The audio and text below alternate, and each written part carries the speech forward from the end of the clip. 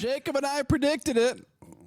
You're sideways. You're sideways right now. There you are. And we're not surprised by this. If you watched our favorable, formidable, and 50-50 predictions for the season, we both had the Giants winning in this game. We both had this marked down as a Minnesota Vikings loss. And sure enough, the Minnesota Vikings go out and completely annihilate the Minnesota Vikings annihilated the New York Football Giants. And the thing that is being said to the New York Giants right now is, you have no manners. The Minnesota Vikings took the marbles away from the Giants. Jacob, what was your first reaction to the Vikings 1-0 start to the season? Skull, baby! Goal! Well, first of all, it's a little premature. It is still 28-6 with about a minute and a half left as we record here. So hopefully they don't have an epic comeback, and then this would be very embarrassing. But no, I think number one thing, we both severely underestimated how bad the Giants are. Well, they just beat us in a playoff game less than 2 years ago. It's ridiculous. I think of all the cruel things the Vikings have done over the years, the cruelest thing they've maybe ever done was lose that playoff game. How? And cost the Giants 2 years of wasted energy and time. And money, of course, on Sir Daniel Jones. My goodness gracious. It looks like a guy that can't even play in the league. There's no way he's a starting quarterback next year. Nope. No, yeah, there's no doubt about it. I mean, I don't know. It's kind of, because what the Giants could have picked JJ, they could have picked Penix, they could have picked Bo Nix. Now, who knows? Maybe they didn't like any of those guys. Whatever. Didn't have them rated. Neighbors looks legit. But yeah, I mean, the odds that like Shadur Sanders is slinging the ball for New York next year is pretty high, I'd say. So, for sure. Just to quick mention this, Kirk Cousins just threw his second interception of the day for the Atlanta Falcons. They are down 15-10. The Steelers have the ball on the Atlanta 7, and it's 4th and goal. So, in all likelihood, it's going to be 18-10 with a minute and 10 seconds left for the Atlanta Falcons to score a touchdown and get a 2-point conversion, which is still possible. Kirk Cousins' stat line as it stands right now, 15 for 24, 148 yards, 1 touchdown, 2 interceptions.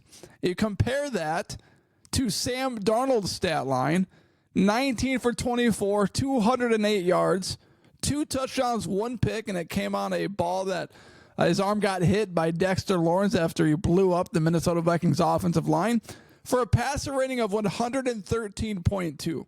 Now, you're going to compare these players because Kirk Cousins was the former Minnesota Vikings quarterback. But what stood out to me in the Minnesota Vikings game today is not only was Sam Darnold lights out for the most part, he didn't have an incompletion until his 13th pass of the game, but there was not a single instance in this game where I was like, you know what? We missed Kirk Cousins there. Kirk would have made a different decision. He would have made a better throw, and he would have hit Naylor or Jefferson or Addison in a different way, and it would have completely changed the landscape of the Minnesota Vikings victory. Now, that might be because the Giants are so bad, but Sam Darnold looked every bit the part of QB1 in Game 1. And maybe, I mean, obviously you have to, first of all, give credit to Sam Darnold. But the second thing you probably, again, a lot of fans probably were underrating, and it was talked about, but how well Kevin O'Connell does as an offensive coordinator, offensive mind, offensive guru. But he has bad play calls sometimes, Jacob. Don't you see the bad play calls out there? It's amazing, right? When you call, what do we always joke, right? When it's 3rd and 1 and you run it up the middle and don't get any yardage, everyone's like, come on, everyone saw that coming. What a stupid play call. And then it's 3rd and 1 and you pass the ball and you hear, why are they running the ball? What's wrong with you? Come on. So, yeah, you can never totally please the fans. But no, KOC has proven, obviously over his NFL career now as a coach, he knows his system. He knows what he needs. He knows how to put together a competent offense. You know, does this mean the Vikings are going to make it to the Super Bowl? No. Does it mean they might hopefully compete for that wild card, be closer to 500 than we thought? hopefully. You know, but can Sam Darnold hold it down for a year? It sure looks like he might be able to. So KOC knows what he's doing, and that's it's exciting to see. Yeah, the big question now will be, can the Minnesota Vikings follow up a similar performance? Now, it's not going to be 28-6 versus the San Francisco 49ers, but can they put up a similar competitive performance versus the team that made it to the Super Bowl in back-to-back years in the NFC? And obviously the 49ers are on a different level than the New York Giants, but if the Minnesota Vikings, and it's a big if, you know, so many narratives are created after 1 week in the NFL. Like the New England Patriots just beat the Cincinnati Bengals. Are we really going to fear the New England Patriots this year? Is there really any doubt that the Cincinnati Bengals and Joe Burrow will figure it out eventually? You know, maybe they won't make the playoffs because they got the Ravens and the Browns and the Pittsburgh Steelers. That are all quality teams in their division. But do we really think the Patriots are a better team than the Cincinnati Bengals? No, nobody would pick the Patriots to beat them. So we got to be careful not to overreact after such an exciting blowout performance by the Minnesota Vikings. But at the same time, I don't think there was a single situation besides early on in the game when Sam Darnold got sacked, C.J. Ham fumbled, and then it's like, here we go again. Here we go again, Mr. Turnover Machine. C.J. Ham fumbles it in their own territory. Giants are going to score a touchdown, and they're just going to run away with this thing. It's 2023 all over again. But besides that play and those moments, the Minnesota Vikings completely annihilated the New York Giants. Never a doubt. And as we sit here, well, two things. One, myself and 28% of America on ESPN Survivor Pick'em picked the Cincinnati Bengals to beat the New England Patriots. So I'm already out of my Pick'em or my Survivor league here. I mean, that's probably the most obvious pick of the week. It was the high. So it was like I said, when I clicked it, it was like 28% of the Cousins just got sacked and they lost, by the way. After throwing a 3-yard out inbounds. Tough break. But and is there anything more Steelers than winning a game 18-10 with 6 field goals? That's the most Steelers win of all time. Justin Fields over Kirk Cousins. Our cousin Adam sent us a text earlier in the game. He sent a text of meat sauce from K-Fan. He said, Justin Fields, the guy Zimmer didn't want, is beating the guy Zimmer didn't want. Well, now we just defeated him. Yep.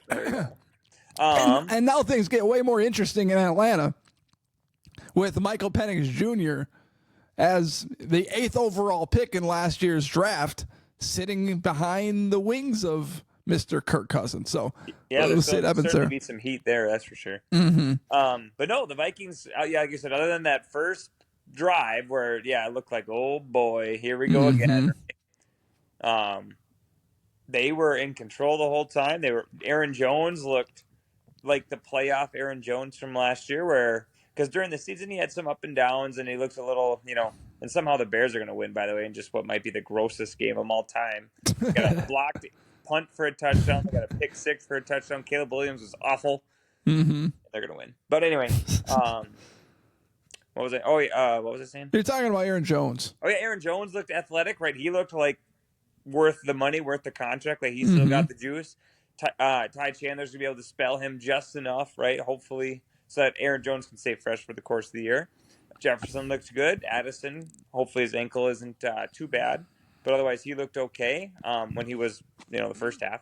And then you add Hawkinson back. The defense, they're going to be fine. They'll force some turnovers and much better than last year. Not even close. Better than last year. And we didn't even hear from Jonathan Grenard, today. Our star signing.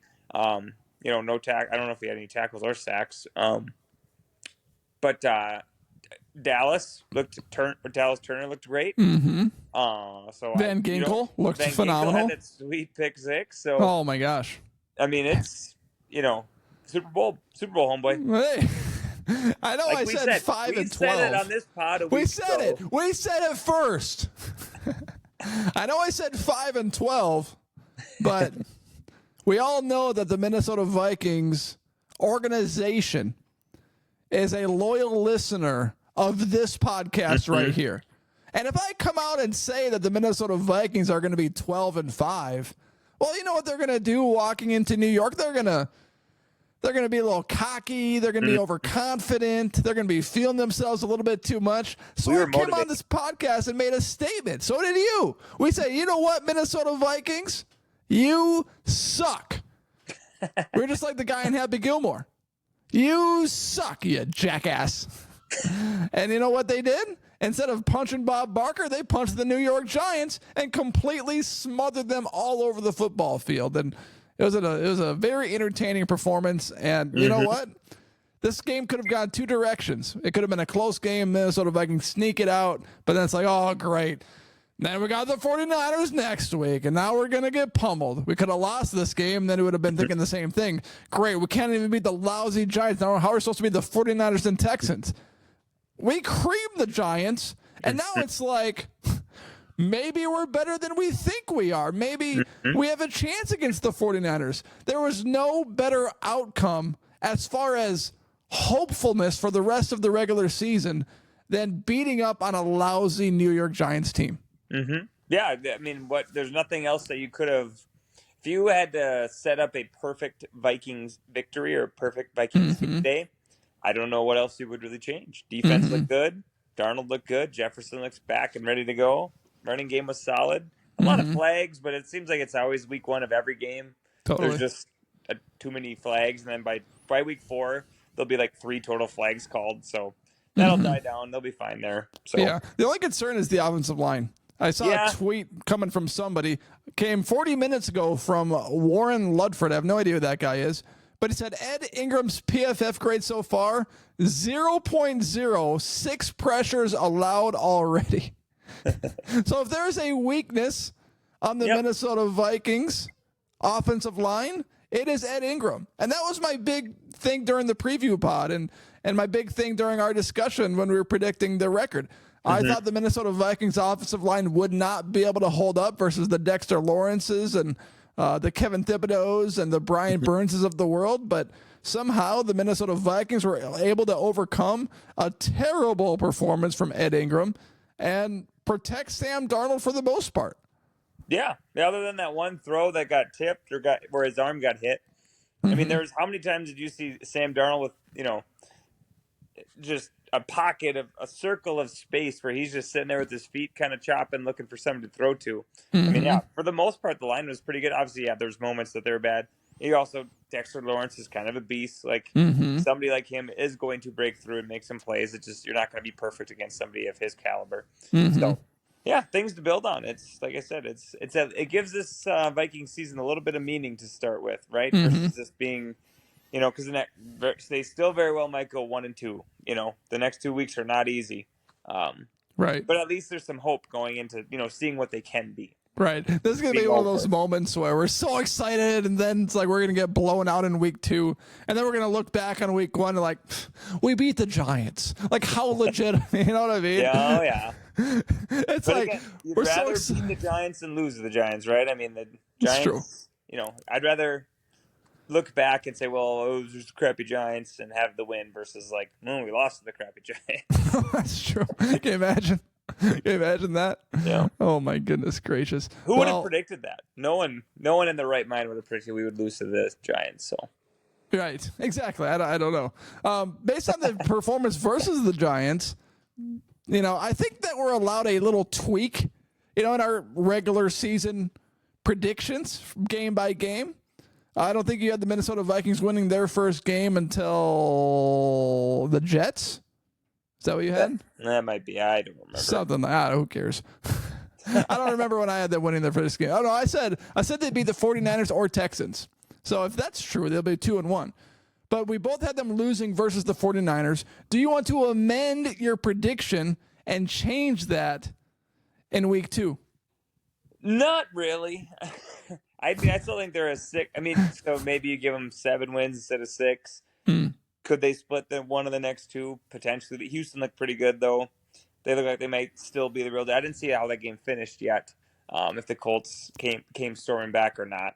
29-27, Houston beat them. Okay, so they came back a little bit because it was 29-20, I think, when I started talking to you.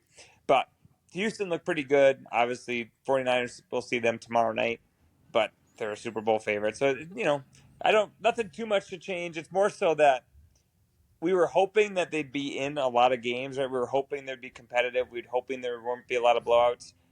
And it looks like they're going to be a feisty team that at least, even if you lose the next two, I don't think it's going to be aggressive blowouts. It looks like they're a team that can at least compete, with the upper echelon teams. So Right. So lots to look forward to for the Minnesota Vikings, especially after Sam Darnold's performance. I mean, you couldn't ask for a better performance. His stat line I just had in front of me. Here we go. 19 for 24, 208 yards. Couldn't have asked for anything better. The only player that really sucked it up was Ryan Wright at the end of the game when he shanked a putt out of bounds about 20 yards down the field. Yeah, that was about it. So it's one of those games where it's like, and I compare this to a basketball game. It's like, save some of these awesome performances for next week. It's like, the Timberwolves are up by 20 points in the fourth quarter. And then Anthony Edwards, and then Mike Conley, and then Karl-Anthony Towns. Throw Rudy Gobert in there. All these guys just drill threes, and it's like they end up winning by 35 points. Save some of those threes for the next game. That's kind of my reaction to this game. Save some of these interceptions that Harrison Smith had. Another guy picked him off, too. Who was the other one? It was... He had 2 picks. Who put the other interception? Was the other one? Van Ginkel, right. Save some of these interceptions that are, kind of meaningless at the end of the game for next week versus Brock Purdy, because this was just a steamrolling performance. Any final reactions from you? Well, I'm just seeing it was Sam Darnold's first win as a starter since Week 18, 2022. Oof. Good for him. Yeah. That's like I said, Dallas Turner looking good too. I mean, that was fun to see him have an instant impact. You never know with guys like that. True. How they're going to, if they can, all their moves are going to work on NFL tackles. And obviously he had, a great game. So here's something to be helpful too. The Bears beat the Titans. They were down 17-0. Yeah. Came back and won 24-17. Caleb Williams, 14 for 29, 93 yards, 0 touchdowns, 0 interceptions, 55.7 rating. The Green Bay Packers are 0-1. And Jordan Love is out for multiple games, including maybe Week 4 versus the Minnesota Vikings. Yeah, the division could be something. Obviously the Lions are still the Lions, and they play tonight. Is that they play tonight? Yeah, versus the Rams. Yeah, little rematch in the playoffs. Yep. But never know. You never know. Jokes aside, that. Jordan Love going down does, even if it's for 3-4 weeks, that does pull them down to be towards potentially the bottom of the division, depending how bad the Bears or Vikings end up being. And he didn't look very good either. No, he didn't. But you'd think he'd figure. Eagles are not an easy Week 1 matchup. You're in Brazil. Right. There's a lot of good excuses for a tough first game there. That's true. But yeah, just the fact that he's hurt. I mean, Malik Willis is their only other quarterback, and they just traded for him. The last week of the preseason, and he's not, good.